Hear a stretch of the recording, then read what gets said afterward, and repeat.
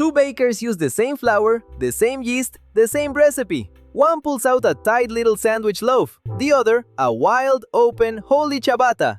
The only difference? Water. Hydration is the single most powerful dial in all of bread baking, and almost nobody really understands it.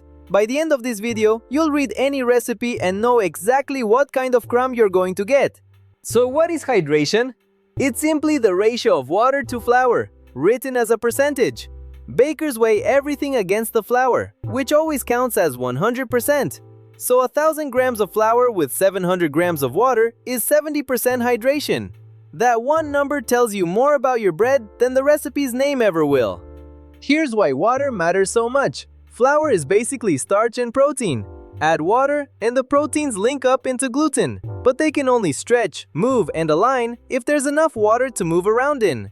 Think of a packed room, dry and crowded, nobody can move. Add space, the water, and suddenly everyone flows. More water means more mobile, more stretchy gluten. At low hydration, say 55 to 60%, the dough is stiff, firm, and easy to handle, and it bakes into a tight, even, fine crumb. That's exactly what you want when you need structure and clean slices. Think bagels, around 55%, pretzels, and sandwich bread near 60%. There's so little water that the dough simply holds its shape. Bump it up to 65 or 70%, and the dough becomes soft, supple, and springy. This is the classic all-purpose range. Most baguettes and round loaves live here, around 68%. There's enough water for a nice, slightly open crumb, but it's still easy to work by hand. This is where most home recipes sit.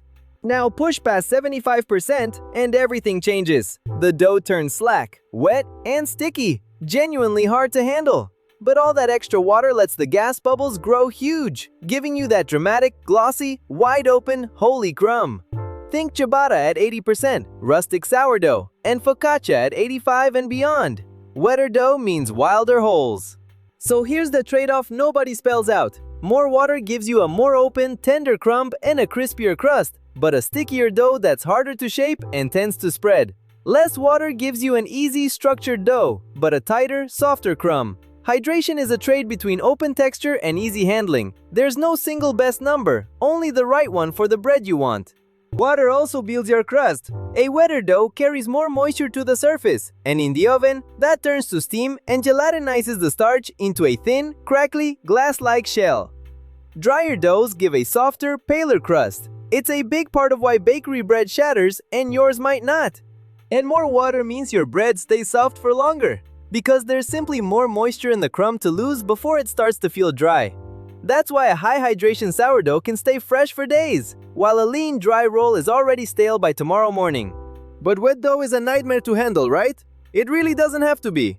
Instead of kneading, use stretch and folds. Every 30 minutes, grab one side of the dough, stretch it up, and fold it over itself. Use wet hands, not flour. Do that 4 times over a couple of hours, and that slack, sticky mess transforms into a strong, jiggly, airy dough with no wrestling. Want to adjust the recipe? Change the water in small steps, about 5% at a time. Going from 65 to 70% on 500 grams of flour is just 25 extra grams of water, but you'll feel the difference. And remember, different flours drink different amounts. Bread flour and whole wheat soak up more, so the same percentage will feel drier. Always adjust to the dough, not just the number. So remember, hydration is just water divided by flour, and it's the master dial of your bread. Low and stiff for tight, sliceable loaves. High and slack for open, airy, crackly ones. More water buys you an opener crumb, a crispier crust, and longer freshness, at the cost of easy handling. Learn to read that one little percentage, and you'll finally understand every recipe you touch. So next time you bake, look at the number.